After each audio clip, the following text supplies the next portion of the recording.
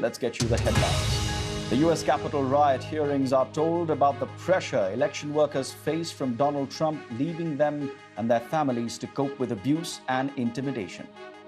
Various groups come by, arguing and threatening with neighbors and with myself.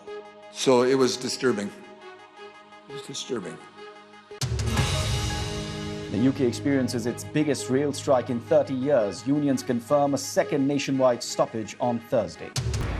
The disgraced entertainer Bill Cosby is found to have sexually assaulted a 16-year-old girl in 1975.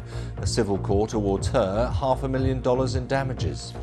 The hearing into last month's mass school shooting in Texas is told the police could have stopped the gunman after 3 minutes, but that officers put their own lives before the children's. A Texas Senate hearing into last month's Uvalde school shooting has been told that the law enforcement response was a, quote, abject failure.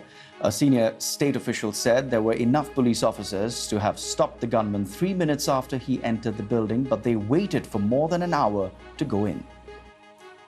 Singapore has confirmed its first case of monkeypox. It's the first one reported in Southeast Asia, in fact, during this year's outbreak of the viral disease. The health ministry says the patient is stable and has been identified as a 42-year-old British flight attendant. Police in Ecuador have used tear gas to disperse thousands of students, workers and indigenous people who took to the streets of the capital, Quito, for the 9th day in a row. They're demanding changes to the conservative government's economic policies. Several people have been injured in clashes between demonstrators and the riot police. A state of emergency has now been declared in 3 provinces. But we'll start on something related directly to that Texas shooting, because Democrat and Republican senators have released a compromise bill on firearms safety legislation. The measures will be voted on in the Senate. Commentators say it is a significant step towards overhauling the nation's gun laws. President Biden and Colombia's president-elect Gustavo Petro have promised to work together to address climate change, drug trafficking and bilateral security. In their first phone call since Mr. Petro won the election on Sunday, Mr. Biden also said he would help Colombia in the full implementation of a peace deal with the FARC rebel group, which was signed 6 years ago now.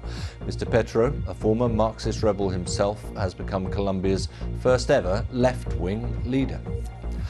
In the last hour or so, we've heard that at least 250 people have been killed by an earthquake in Afghanistan, with the death toll expected to rise further. This is according to a local government official. Pictures shared on social media showed people on stretchers, rubble and ruined homes in the Paktika province, which is on the border with Pakistan. Tremors are said to have been felt across Afghanistan, Pakistan and even as far away as India.